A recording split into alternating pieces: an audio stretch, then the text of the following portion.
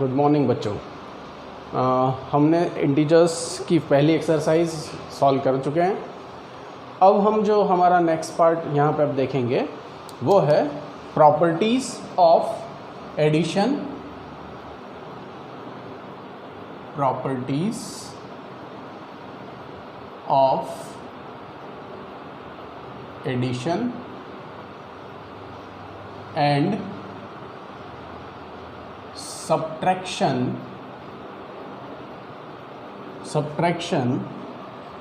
of integers।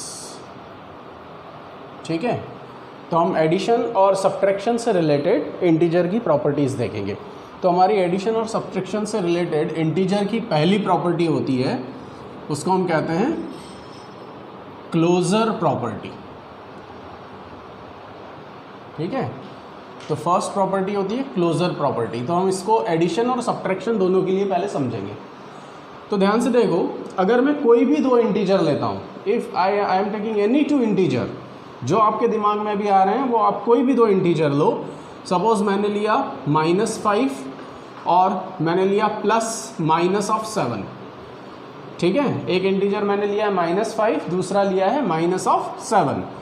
तो अगर मैं ये दोनों ही नेगेटिव इंटीजर है तो मैं इसको ऐसा लिख सकता हूँ -5 - 7 दैट इज इक्वल्स टू -12। तो हमारा रिजल्ट जो आया वो आया -12। ठीक है, तो -12 भी एक हमारा क्या है, इंटीजर है। ठीक है, तो इसका मतलब क्या हुआ, एक और समझते हैं कि अगर मैंने एक इंटीजर लिया 4 + 7, तो 4 + 7 मेरा रिजल्ट क्या आता है 11। तो 11 भी एक इंटीजर है। मतलब ये क्या हुआ, ये एक इंटीजर है, ये भी एक इंटीजर है ना। तो इसका मतलब ये हुआ कि हम सेट ऑफ इंटीजर्स में से, है ना, मतलब हम जो इंटीजर हमारे नंबर्स हैं उन इंटीजर्स में से अगर कोई भी दो इंटीजर्स लेते हैं और उनको ऐड करते हैं तो हमें जो नई वैल्यू मिलती है वो भी एक इंटीजर है। तो इसका मतलब ये जो इंटीजर है वो क्लोज्ड है किसके रिस्पेक्ट में, एडिशन के रिस्पेक्ट में। ठीक है, integers are closed in respect of addition, right. वैसे ही अगर मैं कोई दो इंटीजर लेता हूं, जैसे मैंने लिया 5 और इनके बीच लगाया सब्ट्रैक्शन का साइन, है ना, सब्ट्रैक्शन, तो 5 में से 5 subtracted, 3 subtracted from 5, so answer is 2। So 2 is also integer, right. If I right -12 plus minus of -7, तो अब मैं इसको ओपन करता हूं तो ये होता है -12 + 7, या आंसर आया -5। तो यहाँ सब्ट्रैक्शन का साइन तो है ना, तो अगर -12 में से -7 को डिफरेंस निकालते हैं तो आंसर आता है -5। तो ये भी एक इंटीजर है। तो इसका मतलब ये हुआ कि जो इंटीजर्स हैं वो क्लोज्ड होते हैं किसके लिए, सब्ट्रैक्शन के लिए। तो हम पहली प्रॉपर्टी हमारी ये है, क्लोजर प्रॉपर्टी ये कहती है कि अगर हम कोई भी दो इंटीजर लें, उसमें एडिशन करें या सब्ट्रैक्शन करें, तो वो जो दोनों ही वैल्यू आती है वो इंटीजर्स में से ही आती है। तो इसका मतलब इंटीजर क्या हुआ, हमारा क्लोज हुआ किसके लिए, एडिशन और सब्ट्रैक्शन के लिए। ठीक है बच्चों, चलो इसके बाद हमारी जो नेक्स्ट प्रॉपर्टी आती है वो नेक्स्ट प्रॉपर्टी कहलाती है कम्यूटेटिव प्रॉपर्टी। तो थोड़ा सा ध्यान से समझेंगे कम्यूटेटिव प्रॉपर्टी, क्योंकि बहुत इंपॉर्टेंट प्रॉपर्टी है, हमें बहुत काम आने वाली है। तो समझते हैं कम्यूटेटिव प्रॉपर्टी क्या होती है। अगर ध्यान से समझना, if I am taking two integers 3 + 4 और अब मैंने इसका ऑर्डर बदल दिया, तो पहले तो बताओ 3 + 4 का रिजल्ट क्या होता है। तो आप सभी जानते हो 3 + 4 7 होता है। अब मैंने इसका ऑर्डर बदल दिया, मतलब मैंने लिखा 4 + 3, तो भी रिजल्ट 7 ही रहा, है ना।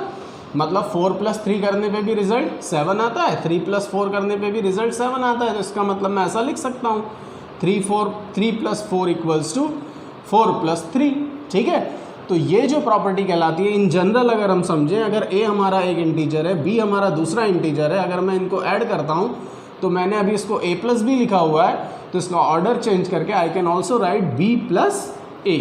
तो ये जो प्रॉपर्टी है, this property is known as commutative property, right. So integers are commutative under addition, मतलब कम्यूटेटिव प्रॉपर्टी को सेटिस्फाई करते हैं। लेकिन अब जरा सब्ट्रैक्शन की बात करते हैं। अगर मैं लेता हूँ 4 - 3, तो मेरा रिजल्ट आता है -+1। ठीक है, 4 minus 3, so result is plus 1. So what about 3 minus 4? So result is minus 1. क्या ये दोनों बराबर है क्या?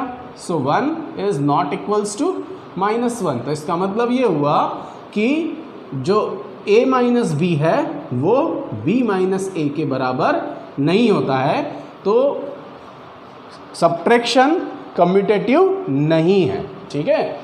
एडिशन कम्यूटेटिव है लेकिन सब्ट्रैक्शन कम्यूटेटिव नहीं है। चलो इसी तरीके से अब हमारी अगली प्रॉपर्टी आती है एसोसिएटिव प्रॉपर्टी। तो थोड़ा ध्यान से समझ लेना एसोसिएटिव प्रॉपर्टी क्या होती है। तो एसोसिएटिव प्रॉपर्टी क्या होती है, यहाँ पे अगर मेरे पास 3 नंबर में लेता हूँ और उसको इस ऑर्डर में लिखता हूँ, जैसे एक लिया -3 प्लस ब्रैकेट लगाया 5 प्लस 7। तो अब जरा रिजल्ट कैलकुलेट कर लेते हैं, पहले कितना आता है। तो पहले ये वाला ब्रैकेट सॉल्व करते हैं, -3 प्लस 12, -3 प्लस 12 रिजल्ट आया 9। चलो अब थोड़ा सा चेंज करते हैं यहाँ लिखने में। अब मैंने लिखा -3 प्लस 5 प्लस 7। अब फिर से रिजल्ट चेक करते हैं, -3 प्लस 5 ये क्या रिजल्ट देगा, this is equals to +2 and +7। तो 2 + 7 कितना हुआ 9, मतलब ये दोनों कैसे हुए, बराबर हुए। So I can write this -3 plus 5 plus 7 equals to -3 plus 5 plus 7। तो इसका मतलब मैं इसको अगर ABC के फॉर्म में लिखूं, so I can write A plus B plus C equals to A plus B plus C। So this property is known as associative property. क्या कहेंगे इस प्रॉपर्टी को, this property is known as associative property, right. So मतलब इसमें 3 element को किस तरीके से लिखा जाता है, अगर मैं A plus B plus C करूँ या A plus B plus C करूँ तो दोनों वैल्यू मेरी कैसी आएगी, बराबर आएगी। तो ये इंटीजर के लिए क्या हुए, एसोसिएटिव प्रॉपर्टी सेटिस्फाई होती है, ठीक है। चलो इसके बाद एक बहुत अच्छी बात है, एक और समझना बहुत अच्छे से। नेक्स्ट हमारा पार्ट है इसमें एडिटिव आइडेंटिटी क्या होती है, ठीक है। तो एडिटिव आइडेंटिटी क्या होती है, समझो ध्यान से। एडिटिव आइडेंटिटी, ठीक है। तो एडिटिव आइडेंटिटी को समझने के लिए बहुत अच्छा सा एक तरीका है। अगर मैंने कोई इंटीजर लिखा 5, अब मुझे इसमें एक ऐसी वैल्यू को ऐड करना है यहाँ पे कि जिससे मुझे रिजल्ट फिर से 5 मिले। तो आप थोड़ा 2 मिनट सोचो क्या हो सकता है। मैंने लिखा 6, अब मुझे कोई फिर से एक ऐसा नंबर यहाँ ऐड करना है कि रिजल्ट मुझे फिर से -6 मिले। तो बच्चों बताओ क्या होना चाहिए। यस, आपने बिल्कुल सही सोचा, वो होगा 0। यहाँ पे भी क्या होगा 0। तो इसका मतलब ये जो 0 है, 0 इज एडिटिव आइडेंटिटी, ठीक है। 0 को हम क्या कहते हैं, एडिटिव आइडेंटिटी कहते हैं, ठीक। तो यहाँ पे हमने कुछ प्रॉपर्टीज़ देखी एडिशन और सब्सट्रैक्शन के लिए इंटीजर्स में। तो पहली प्रॉपर्टी हमने देखी क्लोजर प्रॉपर्टी, दूसरी प्रॉपर्टी हमने देखी कम्यूटेटिव प्रॉपर्टी, तीसरी प्रॉपर्टी हमने देखी एसोसिएटिव प्रॉपर्टी, और चौथा पार्ट देखा हमने एडिटिव आइडेंटिटी। तो एडिटिव आइडेंटिटी क्या होती है, 0 इज अ एडिटिव आइडेंटिटी, ठीक है बच्चों यहाँ तक। हाँ बच्चों, तो हम नेक्स्ट अब यहाँ पे स्टार्ट कर रहे हैं हमारी एक्सरसाइज 1.2, ठीक है। तो 1.2 का जो पहला क्वेश्चन है वो हम देखते हैं। फर्स्ट क्वेश्चन यहाँ लिखा है, write down the pair of integer. तो पहले पार्ट में हमें बताना है हुज सम इज -7, मतलब हमें एक ऐसी पेयर लिखना है। मैं यहाँ पे एक पेयर लिखूंगा क्योंकि एग्जाम क्वेश्चन में भी एक ही पेयर के लिए कहा है, तो ज़रूरी नहीं मैंने जो पेयर लिखी है यहाँ पे वही पेयर आप लिखें। आप अपने दिमाग से भी कोई दूसरी पेयर लिख सकते हैं, लेकिन सिर्फ ध्यान क्या रखना है कि हमें 2 ऐसे इंटीजर लेना है जिसके बीच में प्लस साइन लगाने के बाद आंसर क्या आना चाहिए, -7 आंसर आना चाहिए, ठीक है। तो ध्यान से देखो, मैंने एक इंटीजर लिया -10, ठीक है। दूसरा मैंने यहाँ लगाया प्लस का साइन, फिर यहाँ मैंने लिखा 3। तो -10 में से +3, ये क्लास 6 में हम पढ़ चुके हैं, तो ये आ जाएगा रिजल्ट -7। या एक और हो सकता है, मैंने एक लिया -4, बीच में लगाया प्लस साइन, फिर लिखा -3, तो ये भी नेगेटिव इंटीजर है, ये भी नेगेटिव इंटीजर है, बीच में प्लस है, तो ये हो गया -7। तो देखो सम इज़ -7, तो बीच में किसका साइन दिख रहा है, सम का साइन दिख रहा है, ठीक है। चलो इसी के बाद इसका बी पार्ट में हमें देना है डिफरेंस इज, है ना, हमें इसमें बताना है डिफरेंस इज -10। मतलब अब इन दो नंबर का डिफरेंस -10 आना चाहिए। मतलब जैसे यहाँ प्लस साइन था तो अब बीच में क्या आना चाहिए, माइनस साइन आना चाहिए। तो मैं यहाँ लिखता हूँ, जैसे एक इंटीजर लिया -12, फिर यहाँ लगाया माइनस साइन और लिखा -2। अब -12 और -2 का डिफरेंस देखो कितना आता है, ये आएगा -10। या फिर मैं ऐसा लिख सकता हूँ, एक नंबर लिया -11, बीच में लगाया माइनस साइन और फिर मैंने क्या लिखा -1। तो क्या आया डिफरेंस दोनों इंटीजर का, सो दोनों इंटीजर का डिफरेंस फिर से -10 आया। तो ऐसे आप बहुत सारे नंबर्स पेयर्स लिख सकते हो। तो यहाँ पे 7 के लिए जो पहला पार्ट था उसमें पेयर क्या क्या हो गई, तो उसमें पेयर हो गई हमारी -10, 3 और एक पेयर और यहाँ पे बन रही थी, वो कौन सी बन रही थी, -4, -3। यहाँ पे पेयर कौन सी बनी सेकंड क्वेश्चन में, बी पार्ट में -12, -2। ये हमारा आंसर वाला पार्ट है, ठीक है। और इसमें क्या बनी -11, -1। मतलब इन दोनों नंबर का डिफरेंस लेते हैं, इन दोनों नंबर का डिफरेंस लेते हैं और इनका सम लेते हैं, सॉरी इनका सम लेते हैं। तो ये -7 के बराबर है और ये इसका डिफरेंस -10 के बराबर है। चलो इसके बाद अगला सी पार्ट में क्या है, सम इज 0, ठीक है। अगला पार्ट क्या है, सम इज 0। तो दो ऐसे नंबर सोचना है जिसका सम क्या होना चाहिए, 0 होना चाहिए। तो ध्यान से देखो 3 + -3 तो सम आ जाएगा 0। अगर आपने लिया 5 तो उसके साथ क्या लेना पड़ेगा, -5, तभी सम 0 आएगा। मतलब ध्यान से देखो, जो पॉजिटिव नंबर ले रहे हो उसी तरीके का नेगेटिव नंबर लो, तो दोनों को जब आप ऐड करोगे तो सम आपका 0 के बराबर आ जाएगा, ठीक है। चलो बच्चों, अब अगला हमारा जो क्वेश्चन है, क्वेश्चन नंबर 2, थोड़ा सा ध्यान से देखो, थोड़ा सा इसमें अलग है। क्वेश्चन नंबर 1 के जैसा ही है लेकिन थोड़ा सा इसमें चेंज है। उसने यहाँ पे कुछ कंडीशन रखी है। अभी जैसे हम कोई भी इंटीजर्स ले रहे थे, लेकिन यहाँ पे उसने क्या कर दिया, इस क्वेश्चन में स्पेसिफिक कर दिया, जो कहा है वही लेना है, ठीक है। तो देखो ध्यान से, क्वेश्चन नंबर 2 में दे रखा है right a pair of integers negative integers, ठीक है। हमें दो नेगेटिव इंटीजर लेना है, एक ऐसी पेयर लेना है जो दोनों नेगेटिव है, एंड हुज डिफरेंस इज +8, ठीक। तो देखो एक इंटीजर लिया -3 और एक इंटीजर लिया -11। अब इसका डिफरेंस तो कैसे लिखूँ मैं, -3 -11। तो ये जो वैल्यू आएगी इसको आप जब ओपन करेंगे तो ये लिखते हैं -3 + 11 दैट इज इक्वल्स टू +8। तो देखो ये मैंने पेयर लिए, दोनों नेगेटिव नंबर है और इसका जो डिफरेंस है वो किसके बराबर आ रहा है, 8। तो बच्चों कुछ पेयर आप भी सोचो और मुझे बताओ कि आपने क्या क्या पेयर सोची है, ठीक है। चलो इसके बाद इसमें इसका सेकंड पार्ट है right the negative integers and positive integer whose sum is -5। मतलब एक हमें नेगेटिव इंटीजर लेना है और एक पॉजिटिव इंटीजर लेना है। तो एक नेगेटिव इंटीजर लेते हैं 6 और एक पॉजिटिव इंटीजर लेते हैं 1। इन दोनों का सम देखो -6 + 1, तो सम आया किसके बराबर, -5 के बराबर। या एक और सोच सकते हैं, एक लेते हैं -7 और 2, तो देखो क्या आता है सम, -7 + 2 कितना आया सम, -5 के बराबर, ठीक है। और भी आप और भी सोच सकते हैं, है ना। तो ऐसे और भी पेयर बना के आप कॉपी में उसी क्वेश्चन के साथ लिख सकते हैं। चलो इसमें नेक्स्ट सी पार्ट में दे रखा है right a negative integers and positive integer, ठीक है। एक नेगेटिव इंटीजर लेना है और एक पॉजिटिव इंटीजर लेना है जिसका डिफरेंस क्या होना चाहिए, -3 होना चाहिए। तो सी पार्ट में देखो एक नेगेटिव इंटीजर लिया 2 और एक पॉजिटिव इंटीजर लिया +1। अब इसका डिफरेंस लिखना है तो -2 + -1, ठीक। तो -2 -1, तो आंसर क्या आएगा बेटा, यहाँ पे आंसर आएगा -3, ठीक है। तो ये हमारा पेयर क्या हो गया, एक नेगेटिव एक पॉजिटिव जिसका डिफरेंस -3 आया। एक आधा और पेयर आप सोच के देखो, क्या ऐसा पेयर और पॉसिबल है जो एक नेगेटिव हो और दूसरा पॉजिटिव हो और जिसका डिफरेंस क्या है, -3 के बराबर आए, ठीक है यहाँ तक। हाँ बच्चों, यहाँ अगला क्वेश्चन है हमारा क्वेश्चन नंबर 3।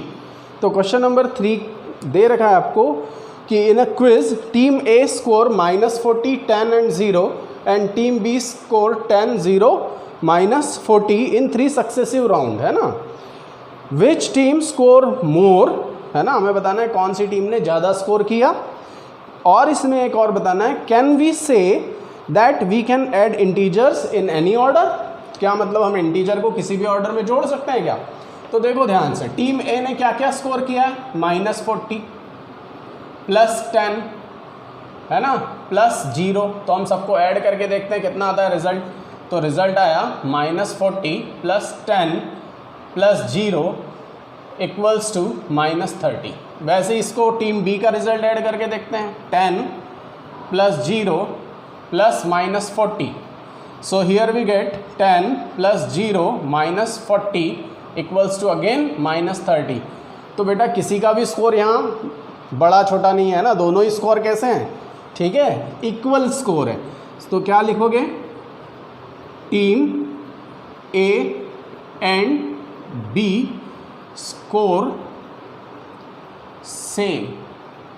और अगले पार्ट का आंसर, क्या हम इंटीजर को किसी भी ऑर्डर में लिख सकते हैं क्या, तो ऐड कर सकते हैं क्या, ऐसा पूछा है, तो आप लिखो yes we can add integers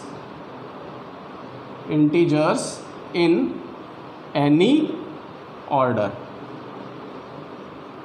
ठीक है, हम इंटीजर का एडिशन किसी भी ऑर्डर में कर सकते हैं। तो बच्चों मेरा एक क्वेश्चन है आपसे, क्या सब्ट्रैक्शन भी किसी भी ऑर्डर में किया जा सकता है? तो इसके बारे में थोड़ा सोचेंगे, है ना। हाँ बच्चों, यहाँ क्वेश्चन 4 में देखो ध्यान से, क्वेश्चन 4 मैंने लिखा हुआ है बोर्ड के ऊपर।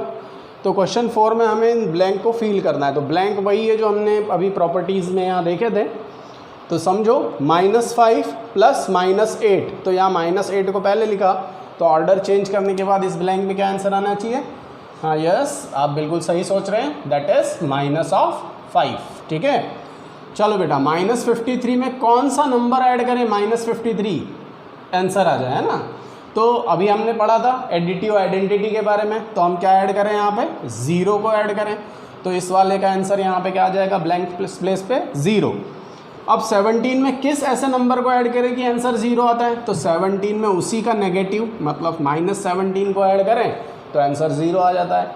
चलो बेटा, अब ये पार्ट आपका एसोसिएटिव प्रॉपर्टी से रिलेटेड है। देखो यहाँ पे 13 - 12 और इधर कौन सा नंबर है 17 जो यहाँ मिसिंग है, तो यहाँ पे आ रहा है -7। ठीक है, और 5वें में देखो फिर से -4 और प्लस, फिर यहाँ लिखा 15 + -3, तो इधर -4 और 15 को तो साथ में ले लिया, लेकिन यहाँ ब्लैंक छूट गया, तो ब्लैंक में कौन आना चाहिए, दैट इज -3। तो ये हमारा 4th क्वेश्चन के सारे ब्लैंक्स कंप्लीट है।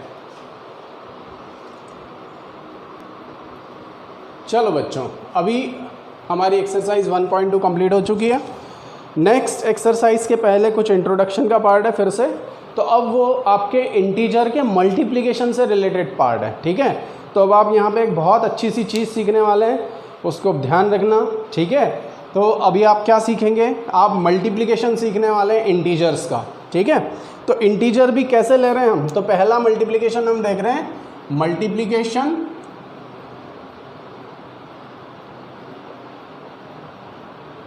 मल्टीप्लिकेशन ऑफ पॉजिटिव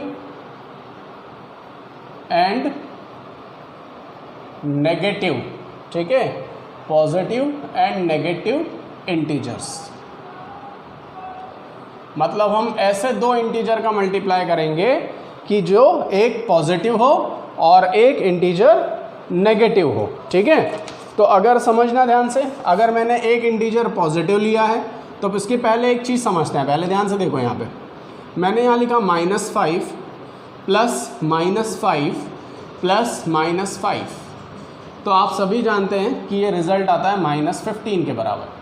लेकिन थोड़ा ध्यान से देखें, अगर मैं यहाँ से -5 ऐसा है, तो -5 कितनी बार लिखा हुआ है, how many times are there, so -5 is 3 times into -5, तो रिज़ल्ट यही आना चाहिए -15। ठीक है, मतलब हमने क्या किया, 3 में 5 का मल्टीप्लाई कर दिया, 3 × 5 = 15, और जो दूसरा नेगेटिव नंबर था उसको यहाँ पे लगा दिया, तो रिज़ल्ट आया हमारा -15। तो इन जनरल आप नोट कर लेना कि अगर एक पॉजिटिव है, एक इंटीजर पॉजिटिव है, एक इंटीजर नेगेटिव है, तो यहाँ पे जैसे a - b या माइनस ए इंटू बी, तो ये दोनों ही result minus of A into B के बराबर होते हैं। तो ये नोट कर लेना, मैंने इसको अंडरलाइन कर दिया है। तो ये प्रॉपर्टी आप अपने इसमें नोट कर लेंगे, that is a into minus b या माइनस ए इंटू बी, ये दोनों ही रिजल्ट किसके बराबर होंगे, माइनस ए इंटू बी के बराबर। जैसे एक एग्जाम्पल के लिए समझ लेते हैं, जैसे मैंने लिखा 7 इंटू माइनस 3, तो रिजल्ट क्या आता है। तो आपको कुछ नहीं करना है, बहुत आसान है, ध्यान समझना, आप सबको मल्टीप्लिकेशन आता है। तो आप क्या करो, 7 3 ज़ा 21, ये लिख दिया। और ये चूंकि इन दोनों में से कोई एक भी अगर नेगेटिव है तो यहाँ माइनस का साइन आ जाएगा, ठीक है। फिर यहाँ देखो अगला, इस रिजल्ट को मैं थोड़ा इंटरचेंज कर देता हूँ, मतलब मैंने लिखा -3 इंटू 7, तो 3 7 ज़ा फिर से 21, और यहाँ पे एक के आगे माइनस है इसलिए माइनस आ गया। तो देखो रिजल्ट यही आया ना। इस रिजल्ट को इन शॉर्ट ऐसा समझें कि माइनस ऑफ 7 इंटू 3, और ये रिजल्ट भी यही था, माइनस ऑफ 3 इंटू 7, ठीक। तो क्या हुआ, मतलब कि अगर इनमें से कोई भी एक नंबर नेगेटिव है ना, तो ये हमारी जो वैल्यू हो जाएगी वो नेगेटिव वैल्यू हो जाएगी, ठीक है। तो मतलब अगर एक पॉजिटिव इंटीजर है, एक नेगेटिव इंटीजर है, तो हमारा रिजल्ट क्या आता है, हमारा रिजल्ट हमेशा नेगेटिव इंटीजर आता है। चलो बच्चों, मल्टीप्लिकेशन ऑफ 2 नेगेटिव इंटीजर को समझने के लिए एक पैटर्न मैंने यहाँ बना के रखा हुआ है, थोड़ा ध्यान से समझेंगे। तो क्या होगा, सबसे पहले -3 का मैंने 4 में मल्टीप्लाई किया, तो अभी हमने एक नेगेटिव और एक पॉजिटिव इंटीजर का मल्टीप्लिकेशन समझा था। ये नेगेटिव है, ये पॉजिटिव है, तो रिजल्ट आएगा नेगेटिव, और 3 4 ज़ा 12, ठीक है। चलो इसके बाद -3 और +3 को लिखा, तो -3 और इसका भी रिजल्ट नेगेटिव आएगा, दैट इज़ -9। लेकिन उस -9 को थोड़ा सा चेंज किया, उसको मैं ऐसा लिख सकता हूँ, क्या लिख दिया, -12 माइनस ऑफ -3, मतलब 2 नेगेटिव नंबर के डिफरेंस के फॉर्म में इसको लिख दिया। तो जैसा अभी हमने पिछली एक्सरसाइज में समझा था, है ना। तो -12 माइनस +3 हो गया, तो रिजल्ट फिर से क्या आ जाएगा, -9 आ जाएगा। -3 इंटू 2 को लिखा है आंसर -6, तो इसको फिर से लिखा -9 माइनस ऑफ -3, तो ये रिजल्ट फिर -6 के बराबर आया। -3 इंटू 1 देखो, तो ये हुआ -3, और that is equals to -6 minus of -3। देखो जरा पैटर्न पकड़ो, क्या आया, यहाँ पे -12, तो यहाँ पे लिया -12 माइनस ऑफ -3, यहाँ -9 था, तो ये यहाँ पे अगली स्टेप में आ गया, ये -6 इसकी अगली स्टेप में आया, ये -3 यहाँ -3 में आया, ठीक है।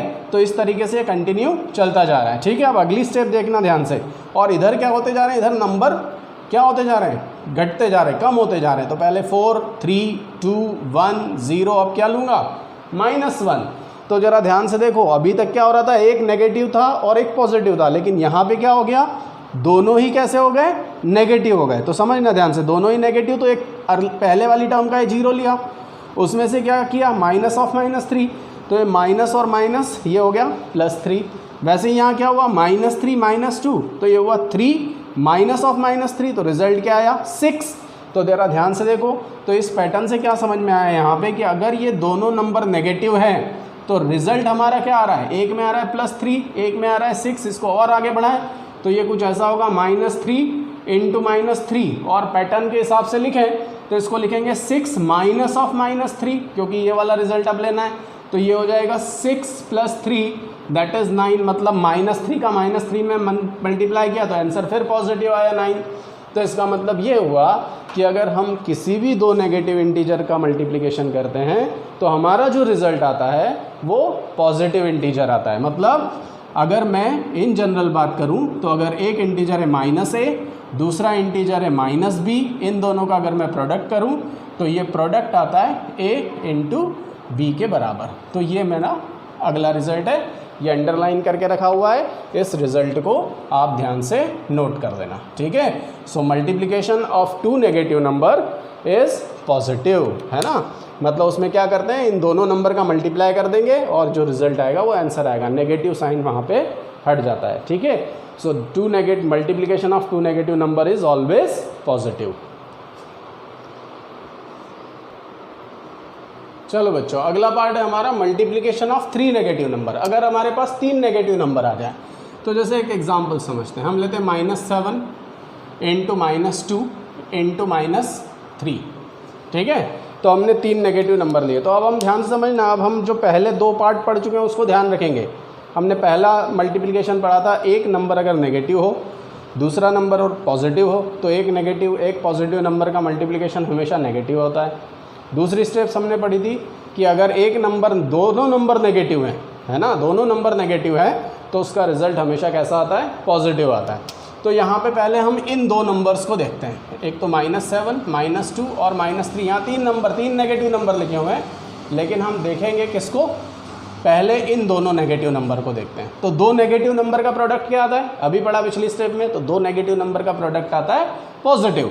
तो -7 और -2 का जो रिजल्ट आएगा वो आएगा 7 2 14, मतलब 14 पॉजिटिव होगा, इनटू -3 एज इट इज़ उतर गया नीचे। अब क्या बन गया, एक पॉजिटिव नंबर एक नेगेटिव नंबर। तो अभी रिजल्ट देखा था एक पॉजिटिव और एक नेगेटिव, या एक नेगेटिव एक पॉजिटिव का रिजल्ट नेगेटिव आता है। तो उसको लिखने का तरीका क्या रहता है, माइनस तो बाहर लिख देंगे और अंदर लिख देंगे 14 × 3। तो क्या आ गया बेटा, 14 × 3 लिखा तो -42। क्लियर। एक और एग्जांपल लेते हैं, जैसे मैंने लिया -2 × -2 तीनों एक जैसे नंबर ले लिए, कोई फ़र्क नहीं पड़ता, तीनों है तो नेगेटिव। तो पहले -2 का -2 में मल्टीप्लाई किया तो आया +4, फिर आया -2 ये वाला एज इट इज़। अब क्या हो जाएगा, माइनस बाहर, तो ऐसा लिख सकते हैं 4 × 2, तो आंसर आया -8। चलो एक और समझते हैं, -1 × -2 × -7। तो आप थोड़ा चेंज कर देते हैं, इन दोनों को पहले मल्टीप्लाई करते हैं। तो ये हुआ -1 ×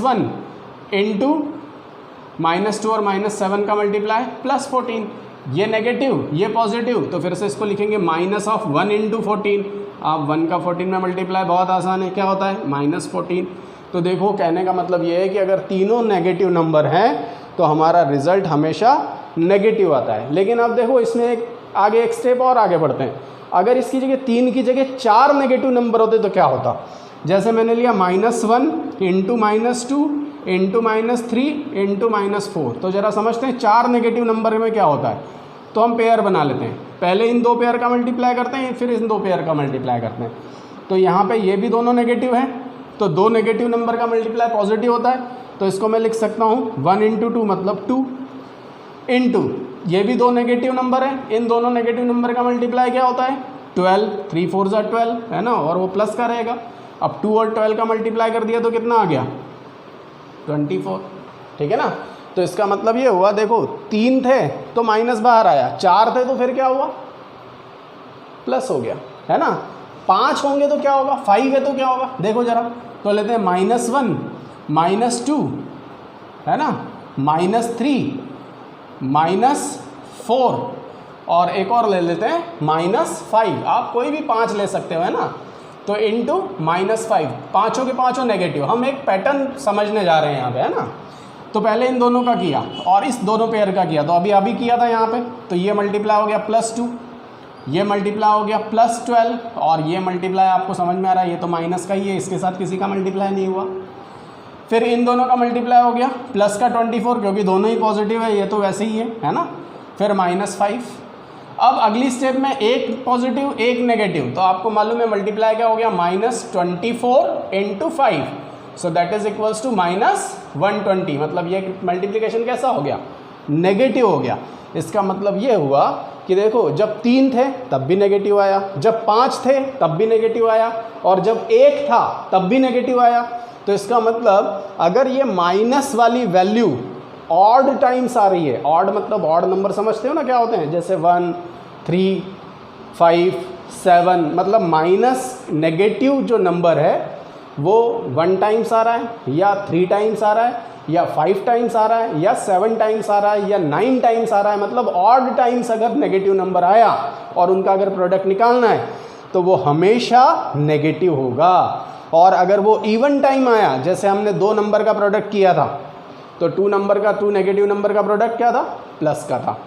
4 नेगेटिव नंबर का प्रोडक्ट यहाँ लिखा हुआ है, वो भी कैसा है, प्लस का है। मतलब अगर जो नेगेटिव नंबर है वो इवन टाइम्स आएगा तो प्रोडक्ट का जो रिजल्ट होगा वो पॉजिटिव इंटीजर होगा। ठीक है बच्चों, यहाँ तक। चलो बच्चों, अगला पार्ट हमने यहाँ पे लिखा हुआ है properties of multiplication of integers. जैसे हमने एडिशन की प्रॉपर्टी पढ़ी थी, वैसे ही मल्टीप्लिकेशन की भी प्रॉपर्टी होती है ना।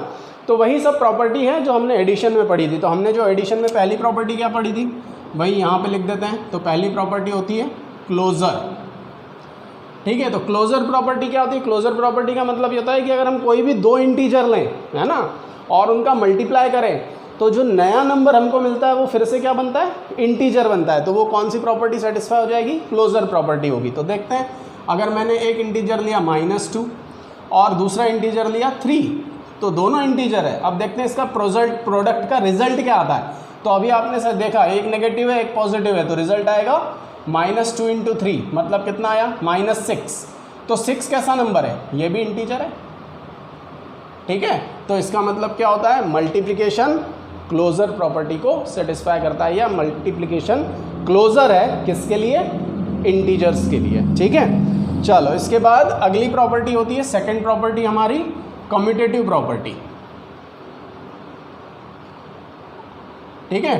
तो कम्यूटेटिव प्रॉपर्टी का मतलब क्या रहता है कि ऑर्डर चेंज करके कुछ फर्क पड़ता है क्या? जैसे मैंने लिखा 2 × -3 और इधर लिखा -3 × 2, तो दोनों ही केस में रिजल्ट क्या आता है? इसमें आता है रिजल्ट 2 × 3 और इसमें रिजल्ट आता है -3 × 2।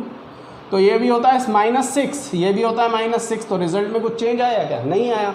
तो मतलब कम्यूटेटिव जो हमारा इंटीजर है, मल्टीप्लिकेशन है, वो कम्यूटेटिव प्रॉपर्टी को सेटिस्फाई करता है, ठीक है। अब इसके बाद जो हमारा अगला पार्ट है वो है मल्टीप्लिकेशन विथ ज़ीरो, है ना। अगर किसी भी इंटीजर का 0 के साथ मल्टीप्लाई होए तो हमेशा ध्यान रखना, अगर कोई भी नंबर आ जाए 3 × 0 तो रिजल्ट हमेशा बनेगा 0, -120 × 0 तो 0, है ना। तो 0 ऐसा नंबर है जो किसी के साथ भी मल्टीप्लाई में आ जाए, एक बहुत बड़े एक्सप्रेशन के साथ, जैसे 3 × 4 × 5, है ना, × -7, और इन सब के साथ मल्टीप्लाई में कौन है? 0, तो पूरा रिजल्ट क्या हो जाएगा? 0 हो जाएगा, है ना। तो 0 किसी के साथ भी मल्टीप्लाई में आता है तो पूरा रिजल्ट मल्टीप्लिकेशन में आना चाहिए, ये ध्यान रखना, है ना। ये मल्टीप्लिकेशन में अगर 0 आता है तो रिजल्ट पूरा क्या हो जाता है? 0 हो जाता है, ठीक है। चलो अब इसमें अगला पार्ट पर देखेंगे, मल्टीप्लिकेशन, मल्टीप्लिकेटिव आइडेंटिटी। तो मल्टीप्लिकेटिव आइडेंटिटी का मतलब है कि ऐसा कौन सा नंबर है जिसका मल्टीप्लाई करने पे हमें वही नंबर फिर मिल जाए। जैसे 5, तो मुझे रिजल्ट भी 5 ही चाहिए। तो यहाँ पे मैं किस नंबर का मल्टीप्लाई करूँ? आप सोचो 2 मिनट के लिए। अगर मैं लिखता हूँ -7, तो मुझे रिजल्ट भी क्या चाहिए? -7। तो -7 में कौन सा नंबर का मल्टीप्लाई करूँ कि रिजल्ट फिर से -7 आए? या मैंने लिखा -12, तो इसमें कौन से नंबर का मल्टीप्लाई करूँ कि रिजल्ट फिर -12 आए? तो शायद आप बिल्कुल सही सोच रहे हो, हम इसमें मल्टीप्लाई करेंगे 1 का, है ना। तो ये जो 1 हुआ ना बेटा, इस 1 को हम कहते हैं मल्टीप्लिकेटिव आइडेंटिटी, ठीक है। समझ में आया यहाँ तक?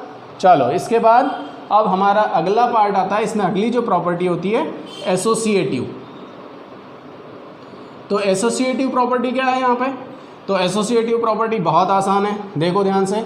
अगर मैं a × b × c, मतलब पहले इस ब्रैकेट का मल्टीप्लाई करूँ, उसका a में मल्टीप्लाई करूँ, तो ये वैल्यू a × b × c के बराबर होती है। जैसे एक एग्जांपल लेते हैं, यहाँ लेते हैं 3 2 × -4, और इधर देखो रिजल्ट क्या आता है, पहले इसको चेक कर लेते हैं। तो ये हुआ 3 × 2 4 ज़ा 8, लेकिन एक पॉजिटिव है एक नेगेटिव है, तो रिजल्ट आएगा -8, और 3 8 ज़ा, तो रिजल्ट आया फिर से -24, क्योंकि एक नेगेटिव एक पॉजिटिव है। अब इस पार्ट को चेक करते हैं। तो इसमें मैंने क्या किया, 3 और 2 को साथ में लिखा × -4, तो 3 2 ज़ा 6 × -4, तो देखो एक पॉजिटिव एक नेगेटिव, तो रिजल्ट आया 6 × 4, 6 × 4 कितना हुआ? -24। तो ये जो प्रॉपर्टी है, ये प्रॉपर्टी कहलाती है associative property. So this is associative for multiplication, मतलब मल्टीप्लिकेशन क्या होता है? एसोसिएटिव रूल को फॉलो करता है, ठीक है। चलो एक बहुत इंपॉर्टेंट प्रॉपर्टी है जिसको कहते हैं डिस्ट्रीब्यूटिव प्रॉपर्टी।